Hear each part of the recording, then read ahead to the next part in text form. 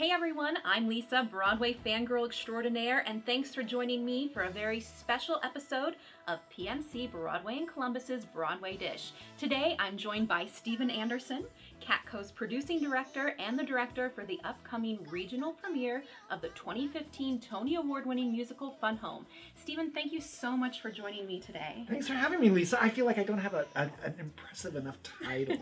I'm going to work on that. Magic Maker was the old title. I don't know. Maybe I we'll like use that. Yeah. We'll run that up the chain of command. So, for those that aren't familiar with the show Fun Home, tell me about it. Well, it's based on Alison Bechdel's graphic novel of the same name about her childhood and growing up in Pennsylvania. And it really examines family and self and relationships with fathers and it's I would say a musical about something. And you saw the show when it was on Broadway a few years ago? I did see it on Broadway, and I was just blown away by it. It was a magnificent emotional experience for me, and but it was as many things on Broadway are. It was highly produced. It became about the scenery, and scenery appeared from up underneath the floor, and it took place in this restored home.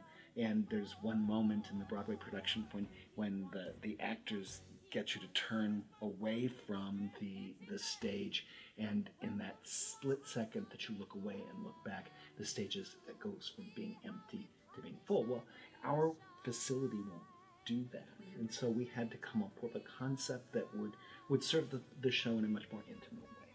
So one of the interesting things in the show that I think is unique to this piece of theater is that Alison, the main character, is played by 3 different actresses. How, as a director, do you make the audience see that they're all the same person? That's really the problem. I mean, Alison, we see her as a little girl, we see her as a college student discovering herself, and then we see her as an adult looking back on her life.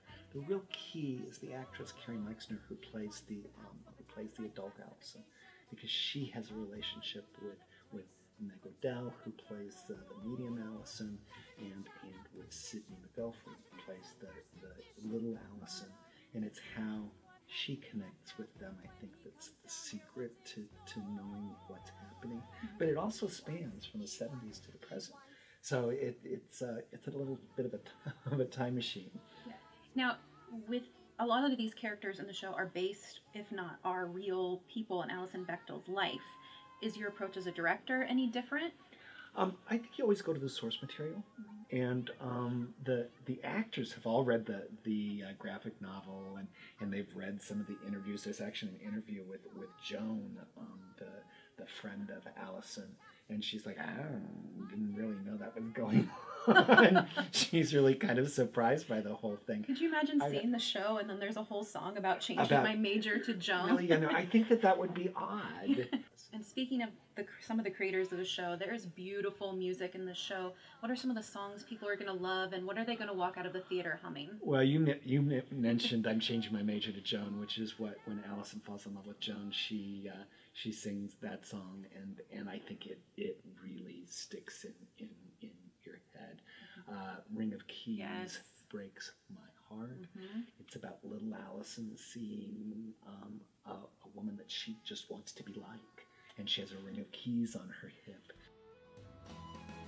Your swagger and your bearing and just right clothes you're wearing, your short hair and your dungarees and your lace-up boots and your keys, oh, your ring of keys. And I love just when the show gets serious, the kids have a fun kind of Partridge Family-esque Really? number. Well, I would say the Fun Home commercial, which Fun Home refers to, in fact, the funeral home that the father runs, and they refer to it as the Fun Home, and they want to make a commercial about it, and it's very sort of Jackson 5 ABC, and so no, it does. It depends upon, as our own lives do, a sort of fantasy relief, and with all of the seriousness, it is really kind of funny too. Yes.